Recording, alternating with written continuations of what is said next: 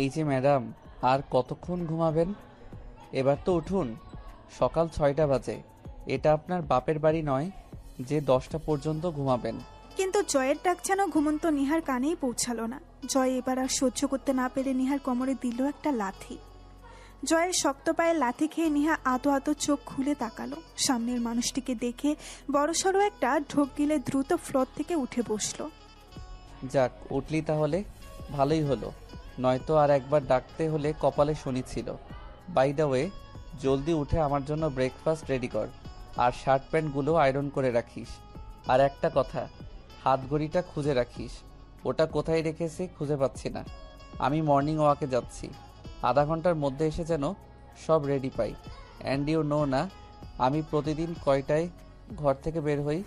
So hurry up, নয়তো কাল রাতের মায়ের কথা নিশ্চয়ই ভুলে যাসনি। Mind it. কথাগুলো ধমক দিয়ে বলেই জয় গদগদ পায়ে রুম থেকে বের হয়ে গেল। আর নিহা এক দৃষ্টিতে জয়ে যাওয়ার দিকেই তাকিয়ে রইল কয়েক সেকেন্ড। আসলে কাল রাতে স্বামী নামক মানুষটির হাতে মার খেয়ে নিত্যকার মতো কখন যে ঘুমিয়েছিল তার কোনো হিসাব নেই। এই হবে হয়তো রাত 1টা 2টার দিকে। শোয়া থেকে উঠে বসতে গিয়েও যেন হাজারো ব্যথা অনুভব করতে হলো শরীরে। নিহার প্রতিদিনকার অভ্যাস এটা। স্বামী নামক মানুষটির হাতে বিনা দোষে কোনো না কোনো অজুহাতে সারাদিনে একবার মার খাবেই খাবে। আর এখন যেন এই মারটাই নিহার নিত্যদিনের সঙ্গী হয়ে উঠেছে। পৃথিবী উল্টে গেলেও, পৃথিবীর সবকিছু পাল্টে গেলেও নিহার শরীরের মার পড়াটা যেন পাল্টায় না কোনোভাবেই। খেলো তার ব্যতিক্রম হয়নি। সামান্য একটা ভুলের রেশ ধরে ওকে পশুর মতো মেরেছে স্বামী নামক জানোয়ারটি। জয়ের মার খেয়ে ফ্লোরে শুয়ে নীরবে চোখের জল ফেলছে সে। কান্নাটাও আজকাল নীরবে আসে, কারণ শব্দ করে কান্না করলেও এই বাড়িতে ওর কান্না শোনার জন্য কেউ নেই। আর যে ওর কান্না শুনবে সে তো কখনো শুনবেই না হয়তো ওর এই আর্তনাদ। কাল মার খাওয়ার মেইন কারণই হচ্ছে কাল রাতে জয় যখন খাবার খেয়ে রুমে এসেছিল তখন প্রতিদিনের মতো সে রুমে চলে আসায় একটু পরে নিহা ওর জন্য 1 কাপ গ্রিন টি নিয়ে এসেছিল। মূলত ওই নিহাকে বিয়ের পরদিন করা আদেশ দিয়ে রেখেছে যেন প্রত্যেক দিন রাতে সে রুমে আসার পর 1 কাপ গ্রিন টি বানিয়ে আনে। আর যদি এর বিপরীত হয় তাহলে কপালে দুঃখ আছে। তাই নিহা ও স্বামীর আদেশকে মান্য করে প্রতিদিন জয়ের জন্য গ্রিন টি নিয়ে আসে। কিন্তু কাল রাতে নিহার কিচেনে একটু কাজ বেশি ছিল বলে রুমে আসতে একটু দেরি হয়ে যায়, আর ভুলবশত গ্রিন টিও আনতে ভুলে যায়। আসলে কপাল খারাপ হলে যা হয় আর কি, বাস আর কি লাগে। জয় নিহার গায়ে হাত তোলার জন্য প্যান্টের বেল্ট খুলে পাষাণের মতো নিহার শরীরের প্রত্যেকটা অংশে আঘাত করেছিল। আর নিহা সইতে না পেরে ফ্লোরেই লুটিয়ে পড়েছিল। তারপর ব্যথাযুক্ত শরীর নিয়েই কখন যে ঘুমিয়েছে তার কোনো হিসাব নেই। নিহা এবার কাতরাতে কাতরাতে আস্তে আস্তে বসা থেকে উঠে দাঁড়ালো। সারা শরীরে ব্যথা করছে, কিন্তু এই ব্যথাটাও এখন ওর জন্য বিশ্বের মতো হয়ে দাঁড়িয়েছে। কারণ এই অসহ্য ব্যথা নিয়েই এখন কলুর বলদের মতো সারাদিনের কাজগুলো করতে হবে। আর যদি এর বিপরীতে একটু এদিক সেদিক হয় তাহলে আবারও জয় ওর গায়ে হাত তুলতে 2 বার ভাববে না। যদিও জয় সারাদিন বাড়িতে থাকে না, কিন্তু নিহার ভুল ত্রুটিগুলো যেন জয়ের কাছে পৌঁছাতে 2 মিনিটও লাগে না। নিহা ওয়াশরুমে গিয়ে ফ্রেশ হয়ে তারপর কিচেনে চলে আসলো ব্রেকফাস্ট রেডি করবে বলে। কি অদ্ভুত, বাসায় সার্ভেন্ট থাকার সত্ত্বেও নিহাকেই বাড়ির সব কাজ করতে হয়। সার্ভেন্ট যেন নামমাত্র এই বাড়িতে আছে। হয়তো রায়হান সাহেবের ভয়ে সার্ভেন্টকে মা ছেলে আর মেয়ে কেউ বিদায় করেনি, কারণ নিহার উপর ওদের আনুমানিক টর্চারগুলো যে ধরা পড়ে যাবে। নিহা নাস্তা তৈরি করছে আর কান্না মিশ্রিত চোখে ভাবছে কতটা সুন্দর ছিল তার জীবন। 1 বছর আগেও সে কতটা হাসতো, কত হাসি খুশি ছিল এই মেয়েটি। আর এখন নিয়তি এমন জায়গায় এসে দাঁড় করিয়ে দিয়েছে যে আর চাইলেও হাসি বের করতে হয় না মুখ দিয়ে, শুধু মিথ্যে হাসির অভিনয় করে যেতে হয় দিনের পর দিন। 1 বছরের ব্যবধানে সবকিছু যেন পাল্টে গিয়েছে। হ্যাঁ, নিহার বিয়ে হয়েছে প্রায় 1টা বছর ছুঁই ছুঁই। আর এই 1 বছরে এমন কোনো দিন যায়নি যেদিন নিহার মার খায়নি কিংবা কথা শোনেনি। নিহার মনে পড়ে গেল সেই দিনটির কথা, যেদিন ওর জয়ের সাথে বিয়ের কথাবার্তা হওয়ায় ওর বাবা অতি মাত্রায় খুশি হয়েছিল। উনি ভেবেছিলেন বন্ধুর ছেলের সাথে তার একমাত্র মেয়েটার বিয়ে হলে হয়তো মেয়েটা সুখেই থাকবে, কারণ জয়দের ঘরে তেমন কোনো লোক নেই, শুধু জয়ের ছোট বোন জেসি আর জয়ের বাবা মাই আছে। নেহার বাবা ভেবেছিল মেয়েকে কম সদস্যের পরিবারে বিয়ে দিলে মেয়েকে তেমন খাটুনি করতে হবে না, মেয়েটা ওনার মুখেই থাকবে, মেয়েটা ওনার সুখেই থাকবে। আর সবচেয়ে বড় কথা হলো রায়হান সাহেব অনেক ভালো একজন মানুষ, তাই ওনার ছেলে মেয়ে আর বউ নিশ্চয়ই অনেক ভালো হবে। কিন্তু ওই যে কথাই আছে না, পানি অল্প হলেও কুমির সহজেই থাকতে পারে। এখানেও ঠিক তাই। জয়ের বাবা ছাড়া বাকি তিনজনই নেহার গায়ে হাত তুলেছে। নেহাকে রোজ কথা শোনায়। নেহা ব্যথাযুক্ত শরীর নিয়ে যত দ্রুত সম্ভব সকালের নাস্তা রেডি করে রুমের দিকে হাঁটা ধরলো। কারণ এখন আবার জয়ের শার্ট প্যান্টগুলো আয়রন করতে হবে, আর ওর শার্ট প্যান্ট আয়রন করা মানে যুদ্ধে জয়ী হওয়া। কারণ ওর শার্ট প্যান্টগুলো এত ভালো করে আয়রন করতে হয় যে 2টা শার্ট প্যান্ট আয়রন করতে 10টা শার্ট প্যান্ট আয়রন করার সমপরিমাণ সময় লাগে। তার উপর আবার ঘড়িটাও খুঁজে বের করতে হবে। কে জানে ঘড়িটা কোথায় পড়ে আছে, নয়তো আবার ওকেই চোর ভেবে দোষারোপ করবে। নেহা রুমে এসে শার্ট প্যান্ট আয়রন করে ঘড়িটাও খুঁজে বের করে ড্রেসিং টেবিলের উপরে রাখলো। আজ ভাগ্য হয়তো ওর পক্ষে ছিল বলে সব জয় আসার আগেই করে ফেলতে পেরেছে, নয়তো কত সময় তো এসব করতে না পেরে সকাল সকাল চড় আর থাপ্পড় কপালে জোটে। কিন্তু আমাদের সমাজে আজও একটা প্রবাদ আছে, অভাগা যেদিকে যায় সাগর শুকিয়ে যায়। নেহার ক্ষেত্রেও ঠিক তাই। সবকিছু ঠিকঠাক করলেও যেন জয়ের চোখে ওর কিছু একটা ভুল পড়বেই। আজও তার ব্যতিক্রম হলো না। সব রেডি করার পর যখন জয় মর্নিং ওয়ার্ক করে বাসায় আসলো, তখন নেহা ডাইনিংয়েই ছিল। মূলত ডাইনিংয়েই সবার জন্য নাস্তা সাজাচ্ছিল। ডাইনিংটা ড্রয়িং রুমের সাথে অ্যাটাচ হওয়ায় ড্রয়িং রুম থেকে ডাইনিংটা সরাসরি চোখে পড়ে। জয় বাহির থেকে এসে ড্রয়িং রুমের সোফায় রেস্ট করার জন্য বসতেই ডাইনিংয়ের নাস্তা সাজানো নেহার দিকে চোখ গেল, আর সাথে সাথে ডাক দিল, নিহা, নিহা। জয়ের কণ্ঠটা বেশ রাগান্বিতই শুনিয়েছে। সাথে সাথে জয়ের ডাক অনুসরণ করে জয়ের দিকে তাকালো নেহা। আমার জন্য এক গ্লাস জুস বানিয়ে নিয়ে আয় তো রুমে, আজ খুব টায়ার্ড লাগছে। তাড়াতাড়ি আনিস, ফ্রেশ হতে হবে আমায় আবার। নেহা হাতের কাজ রেখে দ্রুত জয়ের জন্য এক গ্লাস জুস বানিয়ে নিয়ে রুমে গেল। জয় বিছানায় বসেছিল। নেহা ধীর পায়ে হেঁটে বিছানার সামনে গিয়ে ওর দিকে জুসের গ্লাসটা এগিয়ে দিল, কিন্তু দুর্ভাগ্যবশত জুসের গ্লাসটা নেহা জয়ের হাতে দিতে এই গ্লাসটা ধপ করে ফ্লোরে পড়ে গেল। সামান্য জুস গিয়ে জয়ের গায়েও পড়ল। ব্যাস, এতটুকুতেই জয় যেন রেগে ফায়ার। যদিও গ্লাসটা নেহার হাত থেকে নয়, বরং ওর হাত থেকেই পড়েছে। কিন্তু তাতে কি, ওই যে কথাই আছে না, যত দোষ নন্দ ঘোষ। জয়ের ক্ষেত্রেও ঠিক তাই। দোষটা তার হলেও সে মানতে নারাজ। সব দোষ গিয়ে পড়ল নেহার উপর। রেগে মেগে বসা থেকে উঠে জোরে একটা চর বসিয়ে দিল নেহার গালে। তারপর রাগী গলায় বলল, কিরে, একটা কাজও কি ঠিক করে করতে পারিস না? তোর বাবা মা কি তোকে কোনো কাজ শিখায়নি? যখনই দেখি শুধু হুটহাট এটা ফেলে দিস ওটা ফেলে দিস। ঘরের জিনিসগুলো কি তোর বাপের টাকায় কেনা যে এভাবে হাত থেকে ফেলে দিস? অবশ্য তোর বাপের তো আমাদের বাড়ির চাকর হওয়ারও সামর্থ্য নেই। এসব কখনো চোখে দেখেছে নাকি? তাই তো মেয়েকে বড়লোক ছেলে দেখে গলায় ঝুলিয়ে দিয়েছে। ছোট লোক কোথাকার। রাগী কণ্ঠে কথাগুলো বলেই জয় নিজের গায়ে পড়া জুসগুলো হাত দিয়ে হালকা সরিয়ে নেওয়ার চেষ্টা করছে। নেহা জয়ের সব কথা, এমনকি ওর হাতের মারধর পর্যন্ত সহ্য করতে পারলেও কেন যেন নিজের বাবা মাকে নিয়ে কিছু বললে সেটা সহ্য করতে পারে না। এখনো পারল না। জয়ের দিকে তাকিয়ে বলেই ফেলল, তবে কণ্ঠটা বেশ শান্ত রেখেই বলল, প্লিজ আপনার যা বলার আমাকে বলবেন, কিন্তু আমার বাবা মাকে নিয়ে কিছু বলবেন না। দোষটা আমি করেছি। ওনাদের কেন আপনি এখানে টেনে আনছেন? দরকার পড়লে আপনি আমাকে মারেন, কাটেন, যাই করেন, তবুও প্লিজ ওনাদের নিয়ে কিছু বলবেন না। ওনাদের তো কোনো দোষ নেই। ব্যাস, নেহার শান্ত কণ্ঠে বলা কথাগুলো যেন জয়ের রাগকে বাড়িয়ে দেওয়ার জন্য যথেষ্ট ছিল। জয় এমনিতেই ওর কথার পিঠে কথা বলা পছন্দ করে না, তার উপর এখন তো ওর কথার পিঠে কথা বলা ব্যক্তিটা ওর সবচেয়ে অপছন্দের ব্যক্তি নেহা।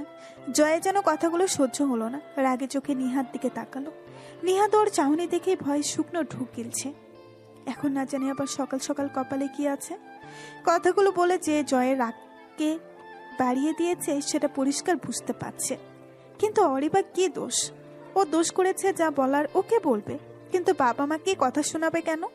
বাবা মায়ের তো কোনো দোষ নেই। তোর এত বড় সাহস, তুই আমার মুখে মুখে তর্ক করিস? তোর বাবা মাকে নিয়ে কথা বলেছি বলে খুব গায়ে ফোসকা পড়ছে না? তোর সাহস কি করে হয় আমার মুখের উপর কথা বলার? তোকে তো আজ আমি। বলেই জয় নিজের প্যান্টের বেল্টটা খুলে নিতে লাগলো। নেহা যেন বেল্ট খুলতে দেখেই ভয়ে সিটিয়ে গিয়েছে। হাত পা রীতিমতো কাঁপছে ওর। এখন আবার গরু ছাগলের মতো মার খেতে হবে। কথাটা ভাবতেই নেহার সারা শরীর কাঁপছে। নেহা কিছু বলতে চেয়েও যেন বলতে পারছে না। কারণ সে বারবারই নিজের জন্য জয়ের কাছে কোনো সাফাই দিতে পারে না। আজ পর্যন্ত একটা বারও নিজের নির্দোষ হওয়ার কথা বলতে পারল না জয়ের কাছে। সবসময় বিনা দোষেই জট, থাপ্পড়, বেল্টের মার এসব সহ্য করেছে। এখনও তাই হলো। জয় নিজেই বেল্ট খুলে পশুর মতো মারতে লাগলো নিহার শরীরে। বল, আর কখনো মুখের উপর কথা বলবি কি না? বল, আর কোনোদিন এই দুঃসাহস করবি না আমার মুখের উপর কথা বলা? হ্যাঁ, আমার মুখের উপর কথা বলা? তোকে তো আজ আমি মেরেই ফেলবো, ছোট লোক কোথাকার। জয় কথাগুলো বলছে আর নিহা শরীরের একটা করে বেল্টের আঘাত করছে। নিহা যেন এত মার সহ্য করতে না পেরে ফ্লোরেই লুটিয়ে পড়ল। ও মা গো, আল্লাহ গো, ও মা আল্লাহ গো। কিন্তু নিহার এসব আর্তনাদ কি আর জয়ের কানে পৌঁছাচ্ছে? নিহা ফ্লোরে লুটিয়ে পড়াটা যেন ওর জন্য মারতে আরো সুযোগ হয়েছে। বেল্টের আঘাতের পাশাপাশি এবার পা দিয়েও লাথি দিতে লাগলো নিহার পেটে, পিঠে। আর নিহা, সে তো বোবার মতো মুখ বুঝে সব মার সহ্য করে যাচ্ছে। জয় ততক্ষণ নিহার শরীরে আঘাত করেছে যতক্ষণ না সে নিজে ক্লান্ত হয়েছে। যখন নিহাকে মারতে মারতে নিজের হাতটায় ব্যথা হয়ে আসলো, তখন মারটা থামিয়ে বেলটা বিছানায় ছুঁড়ে ফেলে ওয়াশরুমে চলে গেল। আর নিহা সেখানেই শুয়ে রইল। কাল রাতে আর আজ সকালের মার খেয়ে এখন যেন পুরো শরীরটাই অসাড় হয়ে পড়েছে নিহার। পুরো শরীর যন্ত্রণা করছে ব্যথায়। ফ্লোর থেকে উঠে বসার শক্তিটাও যেন হারিয়ে ফেলেছে। জয় আসার আগে আগে কয়েকবার উঠে বসতে চেয়েও ব্যর্থ হলো। প্রায় আধা ঘন্টা পর জয় ওয়াশরুম থেকে বেরিয়ে আসলো। আর এসে এখনো নিহাকে ফ্লোরে শুয়ে কাতরাতে দেখে নাক মুখ কুচকিয়ে ড্রেসিং টেবিলের সামনে গিয়ে দাঁড়ালো। হয়তো প্রতিদিনের মতো আজও কোনো ক্লাব কিংবা হোটেলে যাওয়ার জন্য রেডি হবে এখন। আর নয়তো বা গার্লফ্রেন্ডকে ডেটিংয়ে নিয়ে যাওয়ার জন্য রেডি হবে। রেডি হতে হতে আয়নার দিকে তাকিয়ে জয় বলল, আর শুয়ে না থেকে এবার উঠে গিয়ে আমার কাপড়গুলো ধুয়ে দে। অনেক কাপড় জমা হয়ে আছে আমার। এখনো বেঁচে আছিস, মরে যাসনি যে? এতক্ষণ মরার মতো শুয়ে থাকবি? জলদি উঠে ওয়াশরুমে যা। মিনিট বিশেকের মধ্যেই জয় রেডি হয়ে বের হওয়ার জন্য প্রস্তুত হলো। কিন্তু নিহাকে এখনো ফ্লোরে শুয়ে থাকতে দেখে মেজাজটা যেন চটে গেল। তবে গায়ে হাত না তুললেও ধমক দিতে ভুল করলো না। কি হলো, এখনো শুয়ে আছিস কেন? আজ কি সারাদিন শুয়ে থাকার প্ল্যান করেছিস নাকি? বলেছি না আমার সব কাপড়গুলো ধুয়ে দিতে, কথা কি কানে যায় না? জলদি ধুয়ে শুকিয়ে সন্ধ্যার আগে আয়রন করে রাখবি, আমাকে যেন আর বলতে না হয়। আমি এখন বাইরে যাচ্ছি, এসে যদি কোনো রকম অনিয়ম দেখি তাহলে হচ্ছে তোর। বলেই জয় রুম থেকে বেরিয়ে গেল। নিহা প্রায় 1 ঘন্টা পর ব্যথাযুক্ত শরীর নিয়ে কাপড় ধোয়া শেষ করলো। এখন আবার দুপুরের জন্য রান্না করতে হবে, তাই আর কোনো রকম দেরি না করে কিচেনের দিকে হাঁটা ধরলো। সিঁড়ি দিয়ে নামার সময় দেখা হলো জেসির সাথে। জেসি ডাইনিং থেকেই আসছিল। নিহাকে কুকরিয়ে হাঁটতে দেখে থেমে গিয়ে তাচ্ছিল্যের স্বরে জিজ্ঞেস করলো, কি ব্যাপার ভাবিজি, আমার ভাইয়া বুঝি আজকেও আদর করেছে? আচ্ছা, আজকে আদরের ডোজটা একটু বেশি ছিল। অবশ্য তোমাকে দেখে বোঝা যাচ্ছে আজ ডোজ একটু বেশি হয়েছে। বলি কি, এত কিছুর পরেও কেন পড়ে আছো এই বাড়িতে? এবার হলেও তো চলে যেতে পারো। গেও কোথাকার। তখনই শায়লা বেগম অর্থাৎ জয়ের মা আসলেন। উনি তাচ্ছিল্য হেসে বললেন, আরে জেসি, কি বলছিস কি তুই এসব? তাকে কি বলছিস? ও কেন যাবে এখান থেকে? ও তো এই বাড়িতে রাজত্ব করবে বলেই পণ করে এই বাড়িতে ঢুকেছে। দেখছিস না তোর বাবাকে কিভাবে বশ করে নিয়েছে? বন্ধুর মেয়ে করে করে তো সব সময় মাথায় তুলে রাখে। আমাদের কোনো কথাই বিশ্বাস করে না ওর কথা ছাড়া। ভাগ্যিস জয় আমাদের সাথে ছিল, নয়তো এই গেও ভূতটা তো পুরো বাড়ি নিজের কবজা করে নিত। যত সব। কেন হচ্ছে তোর বাবা এই গেও মেয়েটাকে আমার ছেলের বউ বানাতে গেল আমি বুঝি না বাপু। আমার ছেলে হর থেকেও 1000 গুণ সরস মেয়ে বিয়ে করতে পারতো।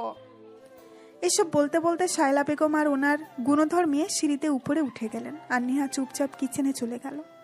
কোনো রকম রিয়াক্ট কিংবা প্রত্যুত্তর করলো না, কারণ এসব আজ নতুন কিছু নয়। প্রতিদিনে এসব নানান কথা ওকে শুনতে হয়। এই বাড়িতে আসার পর থেকে ওর কপালে খাবারের চেয়ে কথা আর মারি জোটে বেশি। মাঝে মাঝে তো বলতে বলতে গায়ে হাতও তুলে মা মেয়ে। আর সবসময় ভাবে কিভাবে জয়কে দিয়ে মার খাওয়াবে নিহাকে। জয় এমনিতেও এই বিয়েতে রাজি ছিল না, কারণ নিহা গ্রামের মেয়ে আর জয় হচ্ছে শহরের আধুনিক ছেলে, যাকে বলে আলট্রা মডার্ন। সবসময় পার্টি, ক্লাব, নেশা করা, বাবার কামানো টাকা অযথা খরচ করাই হচ্ছে জয়ের নিত্যদিনের কাজ। আর নেহাকে বউ হিসাবে না মানার দ্বিতীয় কারণ হচ্ছে জয়ের একটা গার্লফ্রেন্ড আছে, মীরা। সেও জয়ের মতো ওভার স্মার্ট। যেই কারণে জয়ের পুরো ফ্যামিলির চোখের মনি সে, শুধুমাত্র জয়ের বাবা ছাড়া। রায়হান সাহেব তো এই মেয়েকে দু চোখে সহ্য করতে পারে না। ওনার কলিজার টুকরা হলো নেহা, যাকে উনি নিজের মেয়ের চেয়েও বেশি ভালোবাসেন। তবে রায়হান সাহেব জানেন না যে ওনার ছেলে মীরাকে ভালোবাসে। উনি মনে করেন মীরা মেয়েটা শুধু ওনার ছেলের বন্ধু, তাছাড়া আর কিছু নয়। দিনটা কোনো মতে পেরোলেও রাতটা যেন বারবারই কালো। রাতে সবাই ডাইনিংয়ে বসে খাবার খাচ্ছে, তবে নিহা বাদে, কারণ নিহার ডাইনিংয়ে বসাটা ওর মা ছেলে মেয়ে কেউই পছন্দ করেন। যদিও রায়হান সাহেব প্রতিদিনই বলে নিহাকে ডাইনিংয়ে বসতে, কিন্তু নিহা বসে না, কারণ শ্বশুর চলে যাওয়ার সাথে সাথে ওর কী হবে সেটাও ভালো করেই জানে। সবার খাওয়া হয়ে গেলে নিহা এবং ডাইনিং পরিষ্কার করে কিচেনে গিয়ে নিজেও খেয়ে নিল, তবে সবার মতো মাছ মাংস দিয়ে নয়, শুধু বেগুন ভাজি আর ডাল দিয়ে, যেটা ওরা রুটিন করে দিয়েছে। নিহা খুব ইচ্ছে হয় অন্য কোনো সবজি কিংবা মাছ মাংস কিছু খেতে, কিন্তু তবুও এসব দিয়ে খেতে হচ্ছে, কারণ ওদের রুটিনের বাহিরে একটু ব্যতিক্রম হলে কপালে ভাতও জুটবে না। এই তো কিছুদিন আগে নিহার এসব দিয়ে রোজ রোজ খেতে ইচ্ছে করছিল বলে এক পিস মুরগির মাংস আর একটু ঝোল নিয়েছিল। ব্যাস, শাশুড়ি আর ননদ মিলে 2 দিন না খাইয়ে রেখেছে ওকে। তাই এখন আর মন চাইলেও আর না চাইলেও এসব দিয়েই খায়, কারণ ওই যে কথাই আছে না, নাই মামার চেয়ে কানা মামাই ভালো। নিহার ক্ষেত্রেও ঠিক তাই। একেবারে না খেয়ে উপোস থাকার চেয়ে সবজি দিয়ে হলেও খেয়ে পেট ভরানো উচিত। কি আজব, যেই বাড়ির চাকররাও মাছ মাংস দিয়ে ভাত খায়, সেখানে নিহার কপালে সামান্য ডাল আর বেগুন ভাজিই জুটে। নিহা রুমে এসে দেখে জয় ফোনে হেসে হেসে কথা বলছে। নিহার বুঝতে দেরি হলো না যে জয় মীরার সাথেই কথা বলছে। ও কিছু না বলে প্রতিদিনের মতো চুপচাপ ফ্লোরে বিছানা করে শুয়ে পড়ল, কারণ এটাই তার স্থান। এই 1 বছরে একটা দিনের জন্য স্বামীর পাশে জায়গা হয়নি তার। বিয়ের প্রথম রাতেই স্বামী নামক অমানুষটি নিচে ছুঁড়ে মেরেছিল ওকে। স্বামীর ভালোবাসা তো দূর, এই মানুষটির থেকে আজ পর্যন্ত একটা ভালো কথাও শুনতে পায়নি নিহা। সবসময় দাসীর মতো ব্যবহার করে। নিহার মনে হয় জয় ওর সাথে যেমন ব্যবহার করে তেমন ব্যবহার কেউ বাড়ির চাকরের সাথেও করে না। কই, চাকরদের সাথে তো কত সুন্দর করে কথা বলে, তাহলে ওর সাথে কেন এমন আচরণ করে? কথাগুলো ভাবতেই চোখ থেকে 2 ফোঁটা জল গাল বেয়ে গড়িয়ে পড়ল নিহার। জয়ও বেশ কিছুক্ষণ ফোনে কথা বলে বিছানায় এসে শুয়ে পড়ল, তবে শোয়ার আগে নিহাকে আদেশ দিতে ভুল করল না। শোন, কাল আমার একটা পার্টিতে যেতে হবে, তুই আমার কিছু কাপড় আয়রন করে রাখিস পার্টির জন্য। আজই তো কতগুলো করলাম, আবার করতে হবে কেন? ওইখান থেকে একটা পড়ে গেলে হয় না? তোকে যেটা বলেছি সেটা করবি, ব্যাস। আমি এত কথা শুনতে চাই না। আজ মুডটা একটু ভালো, তাই গায়ে হাত তুললাম না, নয়তো আমাকে উপদেশ দেওয়ার মজা বুঝিয়ে দিতাম। যত সব গিয়ে ভূত কোথাকার। কথাগুলো বলে জয় উপাস ফিরে গেল। রাতটা প্রতিদিনের মতোই পার হয়ে গেল। পরদিন সকালবেলা নিহা উঠে রোজকার মতো সবার জন্য নাস্তা বানিয়ে ডাইনিংয়ে রাখলো, যেন কোনো রকম ত্রুটি না হয়। তার জন্য সবাই আসার আগে সব টেবিলে সাজিয়ে রেখেছে। একটু পরে সবাই এক এক করে ডাইনিংয়ে আসলো। সবাই ডাইনিংয়ে বসতেই নিহা সবাইকে নাস্তা সার্ভ করতে লাগলো। কি রে মা, তুই খাবি না? একদিনও তো আমাদের সাথে বসে খেতে দেখলাম না, আজ আমাদের সাথে খাবি? বস, নাস্তা যারটা সে নিয়ে খাবে। রায়হান সাহেবের মুখের উপর কেউ কথা বলতে পারে না, তাই সবাই রেগে মেগে তাতে দাঁত চেপে খাচ্ছে। তবে নিহা বেশ বুঝতে পারছে সবার মনে কি চলছে, আর ও এটাও ভালো করে জানে শ্বশুর অফিসে চলে গেলে ওরা ওর সাথে কি করবে। তাই নিহা মুখে মেকি হাসি টেনে বলল, না বাবা, আপনারা খান, আমি পরে খাবো, আর তাছাড়া আমার এখনো ক্ষুধাও লাগেনি। তুইও না? আচ্ছা ঠিক আছে, তবে টাইম লিখিয়ে নিস, নয়তো শরীর খারাপ করবে। জি বাবা। শায়লা বেগম স্বামীর কথা শুনে তেলে বেগুনও জ্বলে উঠলেন। ওনার বুঝে আসে না ওনার স্বামী ঘরের বাকি সবার থেকে এই মেয়েটাকে কেন বেশি গুরুত্ব দেয়। শায়লা বেগম মনে মনে বিড়বিড় করে বললেন, যত সব আদি খেতা, নিজের মেয়ের কোনো খোঁজ নেই, অন্যের মেয়ের জন্য দরদ উতলে উতলে পড়ছে। জয়, তুই কি এখনো ডেই করে ঘুরে বেড়াবি? স্টাডি কমপ্লিট করেছিস, এখনো কি ঘুরে বেড়ানোর সময়? এবার হলেও তো আমার বিজনেস হাত লাগাতে পারিস নাকি? আর তুমি ছেলেকে তো দিন দিন কুবুদ্ধি দিয়েই অপথে পাঠাচ্ছ। এখন হলো অন্তত ছেলেকে বোঝাও, নয়তো পরে মাথা ফাটলেও কাজ হবে না। বাবার কথা শুনে জয় খাবার খেতে খেতে বলল, ড্যাড, মমকে কিছু বলো না, আমি সময় হলে নিচ থেকে অফিসে যাব, তোমার বলতে হবে না। বাবা, তুই তোর ড্যাডের কথা শুনিস না। সে তোর স্বাধীনতাটা খর্ব করতে চাইছে। এখনই তো তোর মজা করার সময়। বিজনেস করার জন্য অনেক টাইম পড়ে আছে, তখন করিস। এখন এনজয় কর বাবা। রায়হান সাহেব স্ত্রীর কথা শুনে দিলেন এক ধমক, যেটা শুনে সবাই একেবারে চুপ হয়ে গেল। কারণ এখন কেউ কিছু বললে রায়হান সাহেব যে খাবার খাওয়া শুদ্ধ বন্ধ করে দিবে সেটা সবাই ভালো করেই জানে। রায়হান সাহেব ছেলেকে উদ্দেশ্য করে বললেন, জয়, দেখে নিস তোর মা যে তোর কত বড় ক্ষতি করছে সেটা একদিন বুঝতে পারবি। এখন তো আবার কথাকে পাতা দিস না। এমন একদিন আসবে যেদিন তুই বুঝতে পারবি আমি কেন কথাগুলো বলতাম।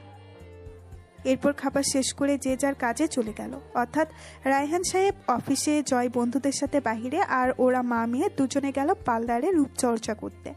আর ঘরের কাজগুলো করার জন্য নিহাকে রেখে গেল চাকরানি হিসেবে। নিহা দুপুরে রান্না শেষ করে গোসল করে জহরের নামাজটাও পড়ে নিল। এখন আপাতত ও আর ঋতু ছাড়া আর কেউ নেই। ঋতু হলো এই বাসার কাজের মেয়ে। আগের কাজের মেয়েটা একটু কাজে ফাঁকি দিত বলে রায়হান সাহেব জয় আর নিহার বিয়ের পরপরই ঋতুকে নিয়ে আসে। নিহা যখন নামাজ শেষে জায়নামাজটা তুলে রাখছিল তখন ঋতু ডাকতে আসলো, ভাবি ভাবি। নিহা জায়নামাজটার স্ট্যান্ডে রেখে দরজার দিকে এগিয়ে গেল। হ্যাঁ ঋতু, বলো। ভাবি, দুপুর পার হইয়া যাইতেছে, ভাত খাইবা না? হ্যাঁ খাবো তো, কিন্তু এখনো তো মা আর জেসি আসেনি। আর তুমি তো জানোই আমি ওরা যতক্ষণ না আসে ততক্ষণ খাই না। ওরা আসুক তারপর খাবো। নিহার কথা শুনে ঋতু তাচ্ছিল্য হাসলো, বলল, তুমি আসলে কি কও তো ভাবি? যেই মানুষগুলো তোমার কথা একটাবার ভাবে না, উল্টো কিভাবে তোমারে মার খাওয়ানো যায়, কিভাবে দুইটা কথা শোনানো যায়, এইসব ভাবে। তুমি তাদের জন্য না খাইয়া বইসা আছো। আর কাকে মা বলতাছো? ওই রাক্ষসী মহিলাটাকে, যে তোমারে সবসময় এই বাইসা থাইকে বাহির করতে চায়। এইভাবে বলো না ঋতু, উনি বড়জন, আর বড়জনদের এইভাবে বলতে নেই। আচ্ছা, তোমার ক্ষুধা লেগেছে? না, আমার এখনো ক্ষুধা লাগেনি। মানুষ ভাত কি এখন খায় নাকি? বিকেল হোক, তারপর ক্ষুধা লাগবনি। নেহা বুঝতে পারলো ঋতু কথাটা ওকে পিস মেরেই বলেছে, তাই ঋতুর গালটা টেনে দিয়ে হেসে বলল, ক্ষুধা লাগেনি তাই না? তাহলে আমাকে ডাকতে এসেছো কেন? তুমি তো যতক্ষণ ক্ষুধা না লাগে ততক্ষণ আমাকে খাওয়ার কথা বলো না। চলো খাবে। বলে ঋতুর হাত ধরে রুম থেকে বের হয়ে গেল নেহা। তুমি শুধু শুধু আমাকে টাইনা নিয়ে যাইতেছো। তুমি ভালো কইরাই জানো আমি তোমাকে ফেলে খাবো না। আচ্ছা, সে দেখা যাবে। আচ্ছা ঋতু, একটা কথা বলো তো, তুমি আমাকে এত পছন্দ করো কেন? যেখানে এই বাড়ির সবাই আমাকে অপছন্দ করে সেখানে তুমি আমাকে এত ভালোবাসো কেন, বলবে? তুমি মানুষটা এমন যে তোমাকে যে কোনো মানুষ ভালো না বেসে থাকতেই পারবে না। তবে আমি ভালো মানুষগুলোর কথা বলছি, যেমন বড় স্যার। কারণ খারাপ মানুষগুলো কখনো ভালো মানুষগুলোকে চিনতে পারে না, যেমন ওর মা আর ছেলে মেয়ে। নেহা আর ঋতু যখন কথা বলতে বলতে সিঁড়ি দিয়ে নামছিল তখনই শায়লা বেগম আর জেসি ঘরে ঢুকলো। দুজনেই ভেতরে ঢুকে সোফায় গিয়ে ধপ করে বসে পড়ল। নেহা শাশুড়ি আর ননদকে টায়ার্ড দেখে দ্রুত কিচেনে গিয়ে 2 গ্লাস লেবুর শরবত বানিয়ে নিয়ে আসলো। যদিও ঋতু অনেক বারণ করেছিল, কিন্তু নেহা শোনেনি। এই নিন মা, শরবতটা খেয়ে নিন, তাহলে ক্লান্তিটা দূর হয়ে যাবে। জেসি, তুমিও নাও। সোফায় মা মেয়ে দুজনেই চোখ বন্ধ করে বসেছিল। হঠাৎ নিহার কণ্ঠ শুনে চোখ খুলে তাকিয়ে সোজা হয়ে বসলো। একবার নিহার হাতের টাইংয়ে রাখা শরবতের গ্লাসগুলোর দিকে তাকিয়ে নিহার দিকে তাকালো। তারপর তাচ্ছিল্য হেসে শায়লা বেগম বললেন, তোকে কি আর সাদে গেও বলি আমি? গেও ছোট লোক কথাকার। এই বাড়িতে এসেছিস 1 বছর হয়ে গেছে, কখনো আমাদেরকে কি লেবু শরবত খেতে দেখেছিস? তুই জানিস না আমরা ফ্রুটস জুস ছাড়া অন্য কোনো রকম শরবত খাই না? মম, তুমিও কি কেন বলছো এইসব? ও তো আমাদের খাওয়ার জন্য আনেনি, আমাদের জন্য শরবত এনেছে বলে নাম করার জন্য এনেছে। যদি খাওয়ার জন্য আনতো তাহলে আর এমন ছোট লোকই শরবত বানিয়ে আনতো না। ওয়াক, এইরকম সাদা মাটা লেবু শরবত কেউ খায়? আমার তো দেখেই বমি হবে মনে হচ্ছে। এসব ওদের মতো ছোট লোকরাই শুধু খেতে পারে। লিসেন ভাবি সাহেবা, পরের বার থেকে আমাদের জন্য কিছু আনতে হলে আমাদের পছন্দ অপছন্দ জেনে তারপর আনবে, নয়তো তোমার আনা জিনিস তোমার মুখেই ছুঁড়ে মারব। Got it. আর হ্যাঁ, আমরা আসার আগে যেন ডাইনিংয়ে খাবার রেডি থাকে। চলো মম, ফ্রেশ হতে হবে। চল। বলেই মামিয়া দুজনেই গদগদের সিঁড়ি দিয়ে উপরে উঠে গেল। নেহাকে কিছু বলার সুযোগও দিল না। এখন খুশি হইছো তো ভাবি? দেখলে তো তোমার ভালো কাজের কি প্রতিদান দিল। আইসা তুমি কও, সূত্রারে কও তো, কেন বোঝো না তোমার ভালো কাজের কোনো মূল্যই ওদের কাছে নেই? মূলত তোমারই কোনো মূল্যই নেই ওদের কাছে। কেন পইরা আসো এখানে? এই বন্দি দশায় না থাইকা কোথাও সইলা গেলে আরও ভালো করতে, অন্তত এই অমানুষ তিনটার হাত থেকে বাঁচতে পারতে। এখন আসো, এইভাবে আর দাঁড়াইয়া না থাইকা ম্যাম সাহেবদের জন্য টেবিলে খাবার সাজাইয়া দিই, নয়তো আবার কথা শুনাইব তোমায়। ঋতুর কথা শুনে নেহা কোনো কথা বলল না, চুপচাপ ঋতুর সাথে কিচেনে চলে গেল। ঋতুর কথার পিঠে বলার জন্য যেন কিছুই খুঁজে পেল না সে। আর ওর কী বা বলার আছে? ঋতু তো ঠিকই বলছে, ওর কোনো মূল্যই নেই ওদের কাছে। যেখানে ওর মূল্য নেই সেখানে ওর কাজগুলোর কি মূল্য থাকবে? নেহার ভালো কাজগুলোও কেন যেন ওদের কাছে খারাপ মনে হয়। শায়লা বেগম আর জেসি খাওয়ার পর নেহা আর ঋতুও কিচেনে বসে খেয়ে নিল। নেহা আসলে সবসময় ঋতুর সাথে একসাথে খাবার খায়। নেহা খাবার খেয়ে রুমে চলে আসলো। তারপর কিছু সময় মায়ের সাথে ফোনে কথা বলে ফ্লোরে বিছানা করে শুয়ে পড়লো। মায়ের সাথে কথা বলে খুব ভালো লাগছে। ভাগ্যিস রায়হান সাহেব ফোনটা দিয়েছিল, নয়তো কখনো বাবা মায়ের সাথে কথা বলার সুযোগও হয়তো হতো না নেহার। রায়হান সাহেবই একমাত্র ব্যক্তি যে নেহাকে নিজের মেয়ের চেয়েও বেশি ভালোবাসে। তাই নেহাও এই মানুষটিকে অনেক সম্মান আর শ্রদ্ধা করে। নেহা ঘুমোতে গিয়েও যেন ঘুম আসলো না চোখে। শরীরটা আজকাল খুব বেশি ব্যথা করে, শুতে গেলে যেন ব্যথাগুলো আরও বেশি ছেঁকে ধরে। অবশ্য প্রতিদিনের মারের তুলনায় আজ মারটা একটু বেশিই হয়েছে। বেল্টের মার আর লাথি খেয়ে যেন পুরো শরীর অসাড় হয়ে গেছে। যখন দেখলো ব্যথার জন্য এপাশ ওপাশ ফিরতে পারছে না, তখন আর কোনো উপায় না পেয়ে উঠে বসলো নেহা। হয়তো ফ্লোরে শুয়েছে বলে আরও বেশি ব্যথা করছে, তাই ঠিক করলো ঋতুর সাথে গিয়ে গল্প করবে কিছুক্ষণ। যেই ভাবা সেই কাজ। নেহা রুম থেকে বেরিয়ে সোজা কিচেনের পাশের রুমটাতে চলে গেল, কারণ এই রুমটাতেই ঋতু থাকে। ঋতু, ঋতু। বলতে বলতে নেহা রুমে ঢুকলো। ঋতু তখন খাটে শুয়ে শুয়ে মোবাইলে গেমস খেলছিল। মোবাইলটা মূলত রায়হান সাহেব কিনে দিয়েছিলেন, যাতে অবসর সময়ে ঋতু মোবাইল টিপে একটু ক্লান্তি দূর করতে পারে। নেহাকে এই সময় রুমে ঢুকতে দেখে অবাক হয়ে দ্রুত উঠে বসলো। ভাবি তুমি? আসো বসো। তুমি এই সময় এখানে? তুমি তো এই সময় প্রতিদিন ঘুমাও, আজ ঘুমাও নাই? ঋতুর কথা শুনে নেহা মুচকি হেসে ঋতুর পাশে গিয়ে বসলো। তারপর ঋতুর রুমের চারপাশে চোখ বুলাতে বুলাতে বলল, ঘুম আসছিল না, তাই ভাবলাম তোমার সাথে কিছু সময় গল্প করি, তাই চলে আসলাম তোমার কাছে। সত্যিই কি তাই, নাকি অন্য কোনো কারণ? মিথ্যা কইবা না কিন্তু, কারণ গত 1 বছরে তোমারে আমার ভালো কইরা চেনা হইয়া গেছে। আর যাই হোক, তুমি কখনো বিকালে না ঘুমাইয়া থাও না। সত্যি করে কও তো কি হয়েছে? নেহা বরাবরই ঋতুর থেকে কিছু লুকিয়ে রাখতে পারে না। প্রথমে মিথ্যা বললেও পরে ঠিকই সত্যিটা বলে দিতে হয়। আর বলবে না বা কেন? এই বাড়িতে ঋতুই তো একমাত্র মানুষ যে ওর সুখ দুঃখ সব বোঝে, যার সাথে নেহা নিজের সব দুঃখ শেয়ার করতে পারে। ঋতুর বয়সটা একটু কম হলেও মেয়েটা যথেষ্ট ম্যাচিওর। ঋতুকে এই বাড়িতে আনার পর থেকেই নেহা ঋতুর সাথে ভালো ব্যবহার করে বলে, ঋতুকে ছোট বোনের মতো দেখে বলে ঋতুও নেহাকে যথেষ্ট পছন্দ করে। নেহা যত কষ্টেই থাকুক, ঋতুর সাথে কিছু সময় কথা বললে যেন সব দুঃখ ভুলে থাকতে পারে সে। কি হইল, কিছু কইতাছ না যে? নাকি এখন এই ঋতুকেও মিথ্যা কইতে শিখা গেছো? যেমনটা বড় স্যারকে কও, ভালো না থাইকা ও কত সুন্দর করে বড় স্যারকে সবসময় কও, বাবা আমি ভালো আছি, আমার এখানে কোনো সমস্যা হচ্ছে না। নেহা মলিন হাসলো ঋতুর কথা শুনে। নেহাকে হাসতে দেখে ঋতু রাগী গলায় বলল, একদম হাসবা না, এখন আর আমারে ভালোই বাসো না। নয়তো আগে সবসময় আমার লগে ভাগাভাগি করতে সব কথা, আর এখন আমার কাছ থেকে সব কথা লুকাইতে চাও।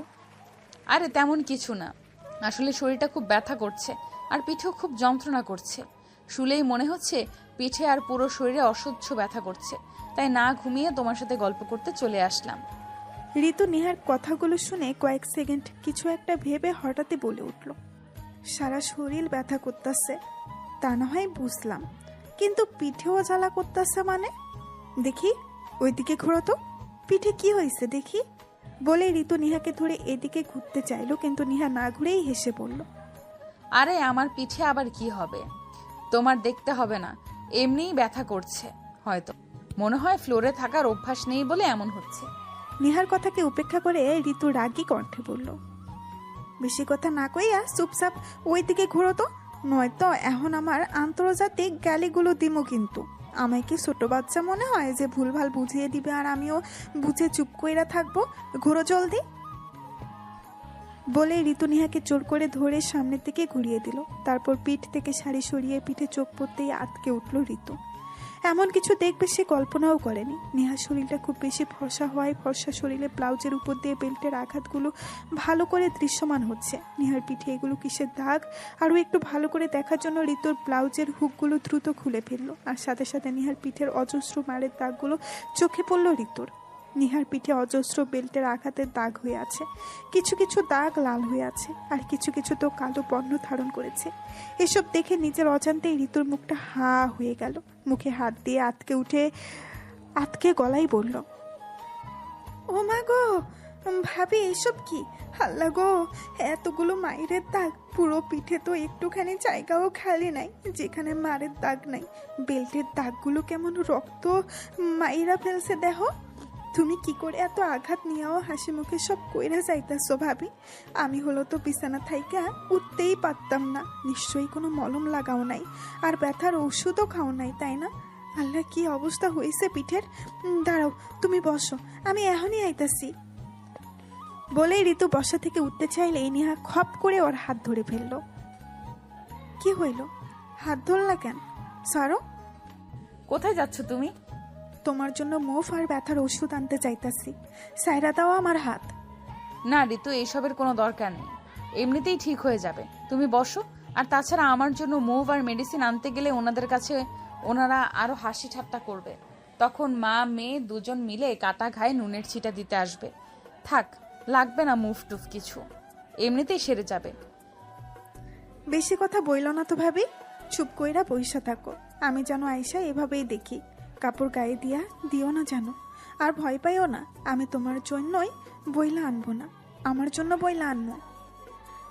কথাগুলো বলে ঋতু রুম থেকে বেরিয়ে গেল। আর নিহার গায়ে কাপড় এলোমেলো হয়ে আছে বিধায় যাওয়ার সময় দরজাটা চাপিয়ে দিয়ে গেল।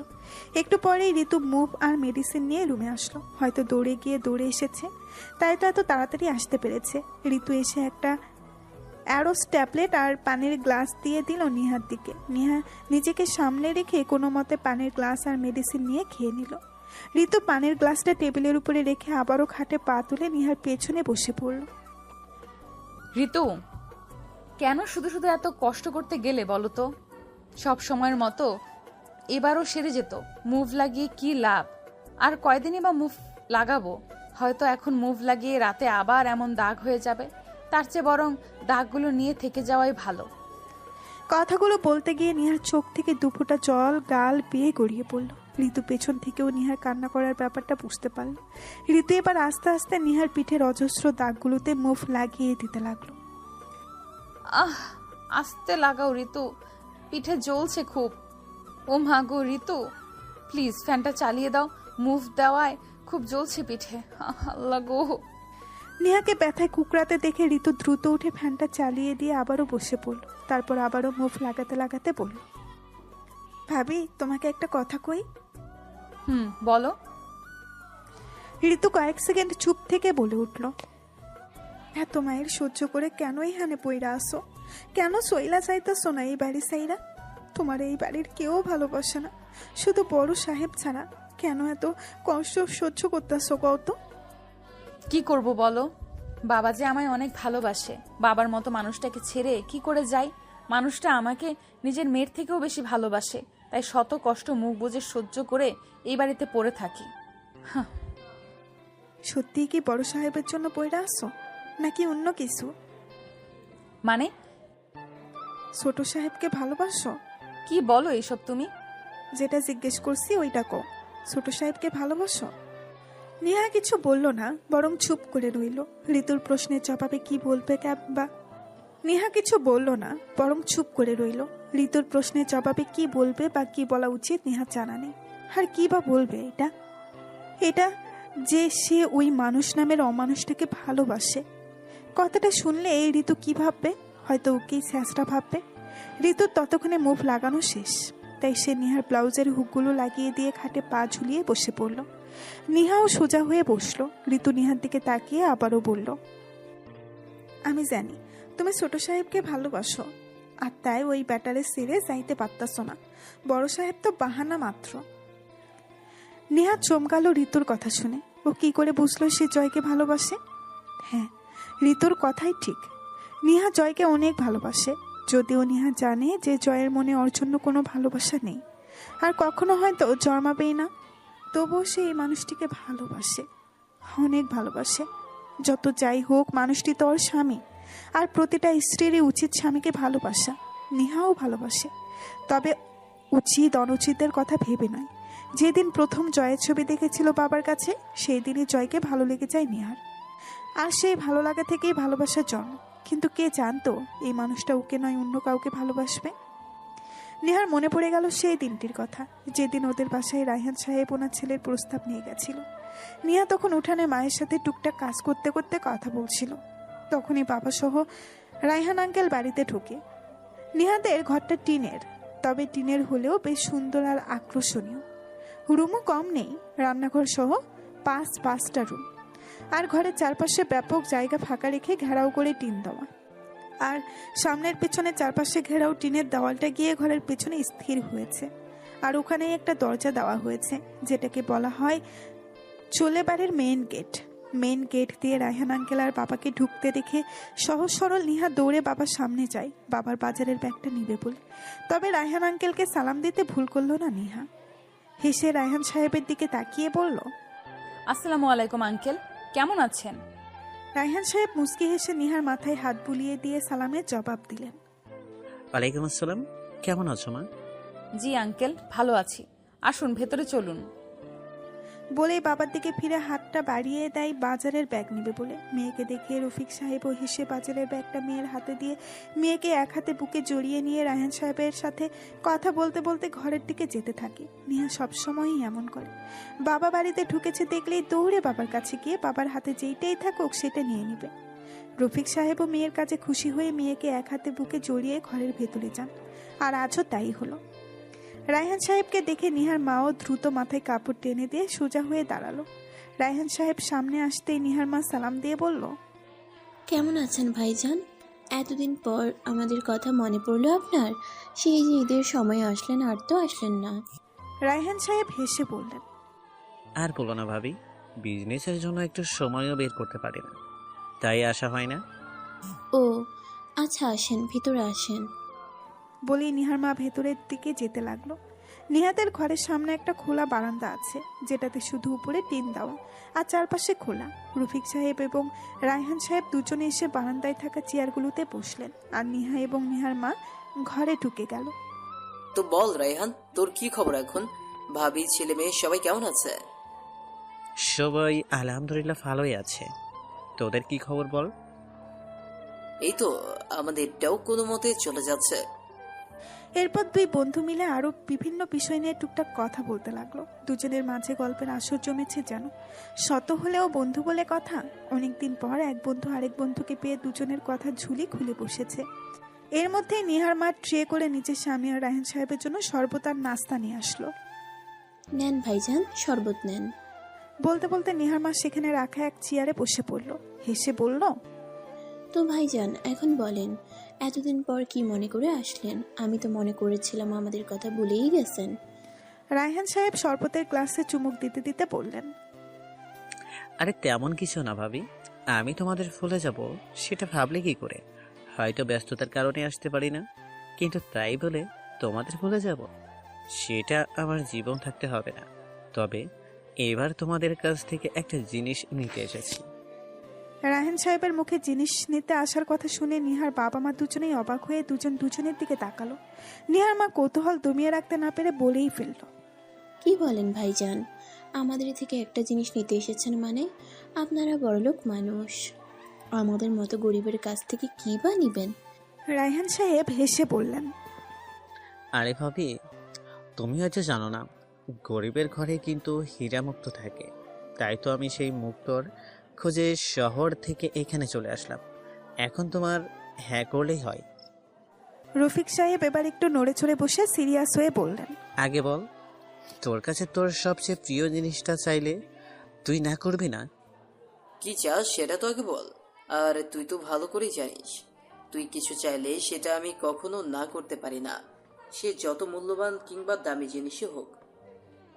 সেটা তো জানি, বাট এখানে দামি কিংবা মূল্যবান জিনিসের কথা আসছে না, এখানে তোর প্রিয় জিনিসটার কথা আসছে। আসলে রফিক, আমি চাই নেহা মামনিকে আমার ঘরে নিয়ে যেতে। মানে? মানে হলো আমি নেহা মামনিকে আমার ছেলের জয়ের জন্য নিয়ে যেতে চাই। প্লিজ তুই না করিস না? বিশ্বাস কর, নেহাকে আমি নিজের মেয়ের মতো করে রাখবো। প্লিজ আমাকে ফিরিয়ে দিস না। রায়হান সাহেবের কথা শুনে নিহার বাবা মা দুজনেই বড়সড় অবাক হলো। ওনারা কল্পনাও করতে পারেনি রায়হান সাহেব এমন কিছু বলবেন। তার উপর রায়হান সাহেবেরা শহরের মানুষ, নিহার মতো একটা গ্রামের মেয়েকে ওনার ছেলের জন্য নিতে চাইছেন, কথাটা যেন কিছুতেই বিশ্বাস হচ্ছে না নিহার বাবা মায়ের। রফিক সাহেব অবাক হয়ে বলেই ফেললেন, রাইহান, এসব তুই কি বলছিস? আমার মেয়েকে তোর ছেলের বউ বানাতে চাস মানে? কেন, তুই রাজি না? দেখ রাইহান, এখানে রাজি নারাজির কথা আসছে না, এখানে কথা আসছে ছেলে মেয়েদের। দেখ, তোরা শহরের মানুষ আর আমরা গ্রামের মানুষ, কিভাবে এটা সম্ভব? কেন, আমি কি গ্রামের মানুষ নই? আমিও তো গ্রামের মানুষ। শহরে গিয়ে কয়দিনই বা হচ্ছে। রাইহান, তুই বোঝার চেষ্টা কর, এখানে কথাটা আমাকে আর তোকে নিয়ে নয়, এখানে কথাটা নেহা আর তোর ছেলেকে নিয়ে। দেখ, তুই গ্রামের হলেও জয় তোর গ্রামের না, ও হচ্ছে শহরের ছেলে, আর শহরের পরিবেশে সে বেড়ে উঠেছে। এখন যদি নেহাকে ওর জন্য নিয়ে যাস, তাহলে হয়তো দুজনের মানিয়ে নিতে কষ্ট হবে। এমনও হতে পারে জয় এই বিয়েটা মানতেই চাইবে না। তাই আমার মনে হয় তোর জয়ের জন্য শহরের কোনো মেয়েকে ঠিক করাটাই বেশি ভালো হবে। আর তাছাড়া জয়েরও তো পছন্দ অপছন্দের একটা ব্যাপার আছে। তুই বরং ওখান থেকেই একটা মেয়ে ঠিক কর জয়ের জন্য। আমরা গিয়ে 1 সপ্তাহ ধরে না হয় তোর ছেলের বিয়ে খেলাম। আরে তেমন কিছু না, প্লিজ তুই আমার ফিরিয়ে দিস না। অনেক আশা নিয়ে এসেছি তোর কাছে, তোর মেয়েকে আমার মেয়ে বানাবো বলে। তুই তো আমার জন্য অনেক করলি, এবার আমাকেও তোর জন্য কিছু করার সুযোগ দে। এরপর তিনজনের মাঝে বেশ কিছু সময় কথা বলা বলির পর অবশেষে বিয়েটা ঠিক হলো। রফিক সাহেব ও বন্ধুর কথায় রাজি হয়ে গেল। আর রাজি না হওয়ারও উপায় নেই, কারণ বন্ধু কিছু চেয়েছে আর এটা না করার কোনো সাধ্যই নেই রফিক সাহেবের। আর সবচেয়ে বড় কথা হলো উনি জয়কে চেনেন। জয় যথেষ্ট ভদ্র এবং ভালো ছিল। রফিক সাহেবের সাথে কয়েকবার দেখা হয়েছে, অনেক সম্মান দিয়ে কথা বলেছে জয় তখন। কিন্তু রফিক সাহেব তখনও জানতেন না জয় ছেলে হিসেবে ভালো হলেও স্বামী হিসেবে হবে অমানুষ। আর রায়হান সাহেবও তখন জানতেন না ওনার ছেলে ওনারই অগোচরে মদ, ক্লাব, পার্টি আর গার্লফ্রেন্ড নিয়ে মেতে থাকে সব সময়। উনি ভাবতেন জয় শুধু বন্ধুদের সাথে আড্ডা দিয়ে সময় ব্যয় করে, কিন্তু ওনার ছেলে যে এতটা আলতা মডার্ন সেটা ওনার জানা ছিল না। রায়হান সাহেব চেয়েছিলেন জয়কে বিয়ে করিয়ে দিলে জয় আর বন্ধুদের সাথে মিলে সময় অপচয় করবে না। বউ এনে দিলে তখন সংসার মুখী হয়ে বাবার বিজনেসে হাত দিবে। আর সেই বউটাই যদি নেহা হয় তাহলে ব্যাপারটা সোনাই সোহাগা, কারণ নেহা যথেষ্ট সুন্দরী, ভদ্র, মার্জিত এবং পদ্মাশীল। জয়ের জন্য ওকে নিয়ে গেলে মন্দ হবে না। সেদিন রায়হান সাহেব আর রফিক সাহেব মিলে নিজেদের ছেলে মেয়েদের বিয়েটা পাকাপোক্ত করে ফেললেন। মেয়ের যেহেতু ইন্টার পরীক্ষা দেওয়া শেষ, তাই রফিক সাহেবও আর না করলেন না, কারণ গ্রামের মেয়েদেরকে এসএসসির উপরে পড়ানো হয় না। আর সেখানে রফিক সাহেব তো মেয়েকে ইন্টার অব্দি পড়িয়েছেন, সেটাই বা কম কিসের। তাই রায়হান সাহেবের সাথে মিলে 15 দিনের মাথায় বিয়ের তারিখ ঠিক করে, অর্থাৎ 15 দিন পরেই বিয়ে। তবে সব ঠিকঠাক হওয়ার পরেও রফিক সাহেব আরও একবার বন্ধুর কাছে জিজ্ঞেস করতে ভুল করলেন না যে পরিবারের সবাই এই বিয়েতে রাজি হবে কিনা, বিশেষ করে জয় এই বিয়েতে রাজি আছে কিনা। রায়হান সাহেব বন্ধুকে আশ্বস্ত করে বলেছিলেন যে ওনার ফ্যামিলির সবাই রাজি হবে, আর সবচেয়ে বড় কথা হলো উনি বললে সেখানে কেউ না করতে পারবে না। রফিক সাহেবও তখন নিশ্চিন্ত হয়েছিলেন। আর রায়হান সাহেব যেহেতু শহরের পরিবেশে অভ্যস্ত হয়ে গেছে, তাই নেহার কথা ভেবে আসার সময় জয়ের একটা ছবি নিয়ে আসলেন সাথে। ছবিটা রফিক সাহেবকে দিয়ে কানে কানে বলেছিলেন যেন নেহা না দেখে মতো ওর বিছানায় এটা রেখে দেওয়া হয়, কারণ বাবা মা ছবি দেখাতে চাইলেই হয়তো লজ্জায় নিতে চাইবে না। তাই রায়হান সাহেবের এই আইডিয়া। রফিক সাহেবও হেসে বন্ধুর সাথে সহমত জানালো। সেই দিনই রায়হান আঙ্কেল চলে আসলেন শহরে, আর বাবা রায়হান আঙ্কেলের কথা মতো ছবিটা নিহার অগোচরে নিহার বইয়ের টেবিলের উপরে রেখে আসে। কিন্তু ওনারা তিনজনেরই কেউই জানতেন না নিহা ওনাদের সব কথা শুনেছে।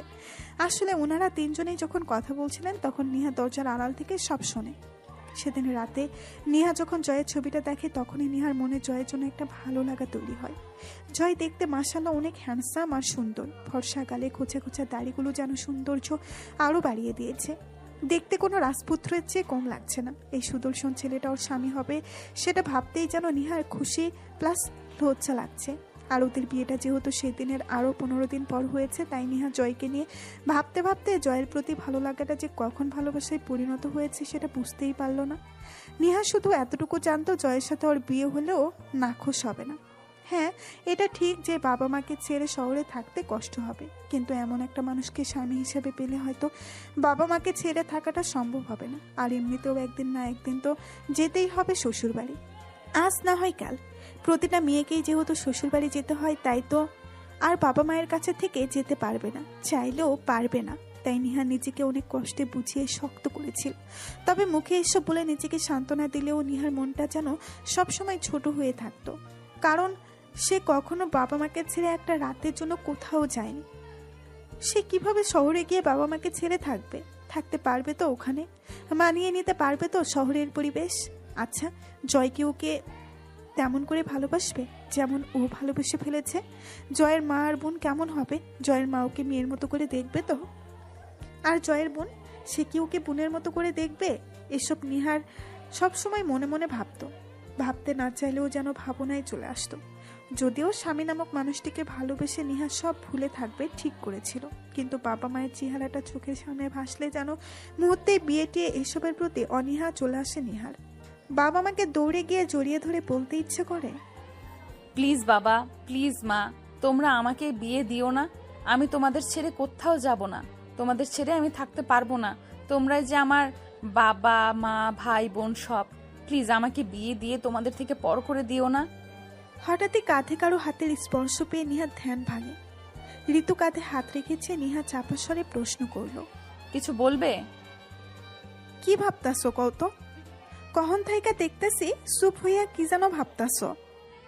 কিছু না, তোমার এমনিই মনে হচ্ছে। ও। হঠাৎ করেই পুরনো স্মৃতি চোখের সামনে ভেসে উঠেছে নিহার। কে জানতো বাবা মায়ের একমাত্র আদরের মেয়েটি এমন চাকরানি হয়ে যাবে। বাবা মা মেয়েকে শখ করে বড় লোকের ঘরে বিয়ে দিয়েছিল মেয়ে তাদের সুখে থাকবে বলে, কিন্তু কে জানতো নিয়তি এমন খেলা খেলবে। নিহা বাবা মা হয়তো জানেই না ওনাদের মেয়ে কেমন আছে, হয়তো ওনারা ভাবছে মেয়ের ওনাদের বেশ সুখেই আছে। কিন্তু আফসোস, নিহা আর ঋতু কথা বলতে বলতে কখন যে আসরের সময় হয়ে গেছে বুঝতেই পারল না। আসলে বেশি সময় ধরে গল্প করেছে তা কিন্তু নয়, মূলত এখনকার দিনগুলোই এমন। হালকা গরম আর হালকা শীতের মাঝামাঝি সময়, বলতে গেলে পুরোপুরি শীত আসার আগ মুহূর্তে। তবে শীত পুরোপুরি না আসলেও দিনগুলো যেন প্রয়োজনের চেয়েও ছোট হয়ে গেছে। এখনকার দিনগুলো এমন যে রাতে হালকা শীত পড়ে আর দিনে গরম লাগে। হয়তো কিছুক্ষণের মধ্যেই শীত পুরোপুরি এসে যাবে। নিহা ঋতুর রুম থেকে নিজের রুমে চলে আসলো। আসরের আজান হয়ে গিয়েছে, এখন নামাজ পড়ে নেওয়া উচিত, নয়তো কখন দেখা যাবে চোখের পলকেই মাগরিবের আজান দিয়ে দিচ্ছে। নিহা ওয়াশরুম থেকে উঁচু করে এসে জায়নামাজ বিছিয়ে নামাজ আদায় করে নিল। নামাজ শেষ করে লম্বা মোনাজাত করতে ভুল করল না নিহা, আর লম্বা মোনাজাতের এক পর্যায়ে টুকরে কেঁদে উঠল সে। আজকাল নামাজে বসলে কেন যেন দু চোখের জলগুলো বেরিয়ে আসে বিনা বাধায়। নামাজের মধ্যে চোখের জলগুলো আটকে রাখলেও মোনাজাতে কেন যেন আটকে রাখতে পারে না সে। মোনাজাত শেষ করে উঠে দাঁড়ায় নিহা, জায়নামাজটা গুছিয়ে রেখে রুম থেকে বেরিয়ে গেল। এখন আবার রাতের জন্য রান্না করতে হবে, তার চেয়েও বড় কথা এখন যদি শাইলা বেগম আর জেসিকে কপি বানিয়ে তাড়াতাড়ি রুমে দিয়ে আসা না হয়, তাহলে নিজেরা তো কথা শোনাবেই, আবার হয়তো গায়েও হাত তুলতে পারে। আর জ্বর আসলে সেটা জয়ের কানেও তুলতে সময় লাগবে না। তাই নিহা দ্রুত কিচেনে এসে 2 কাপ কপি করে শাইলা বেগম আর জেসির রুমে দিয়ে আসলো। তারপর নিজের জন্য আর ঋতুর জন্য 2 কাপ চা করে দুজনে একসাথে খেয়ে নিল, কারণ সন্ধ্যার আগে চাটা না খেলে নিহার মাথা ব্যথা করে। তাই যাই হয়ে যাক, চাটা ওর খেতেই হবে। আর সাথে ঋতুর জন্যও বানাই। ঋতুর সাহায্যে সন্ধ্যার একটু পরেই নিহার রান্না শেষ হয়। যদিও শায়লা বেগম আর জেসি ঋতুকে কাজ করতে নিষেধ করে, কিন্তু ঋতু ওদের চোখ ফাঁকি দিয়ে নিহাকে হাতে হাতে সাহায্য করে। সন্ধ্যা 7টার দিকে রায়হান সাহেব অফিস থেকে বাসায় ফিরে। শায়লা বেগম আর জেসি তখন ড্রয়িং রুমের সোফায় বসে ভারতীয় সিরিয়াল দেখছিল। রায়হান সাহেব সোফায় বসে নিহাকে ডাকতে লাগলো। বউ আর মেয়েকে যেন ওনার চোখেই পড়ে না। নেহা, নেহা, কি রে মা, কোথায় গেলি? রায়হান সাহেবকে ঘরে এসেই নিহাকে এমন ডাকতে দেখে শায়লা বেগম টিভি থেকে চোখ সরিয়ে স্বামীর দিকে তাকালেন। রাগী গলায় বললেন, কি হয়েছে? এমন সারের মতন চেঁচাচ্ছ কেন? আমাদেরকে কি চোখে পড়ছে না? মাথার খুব ধরেছে, আমাকে এক কাপ চা করে দিতে পারবে? তোমার কি মাথা ঠিক আছে? আমাকে চাপ করতে বলছো কোন যুক্তিতে? তুমি জানো না আমি কিচেনে যাই না? আমি ভালো করেই জানি সেটা তোমার মা মেয়ে তো, আবার নবাবের বেটি। তোমরা কিচেনে যাবে কেন? কিচেনে যাওয়ার জন্য তো আমি কাজের মেয়ে রেখেছি। কিচেনে গেলে তো তোমাদের গায়ে ফোসকা পড়বে। যত সব কিছু বলে যখন করতে পারবে না, তাহলে আগ বাড়িয়ে অধিকার দেখাতে এসো না। যা করছো তা করো। ওই যে দেখো, আর এক নবাব জাদি হা করে টিভি দিকে তাকিয়ে আছে। কখন না জানিয়ে মুখ দিয়ে মশা ঢুকে যায়। মেয়েটাকে তো ভালো কিছু শিখালেই না, উল্টো নিজের সাথে সাথে আরও গোল্লায় নিয়ে যাচ্ছ।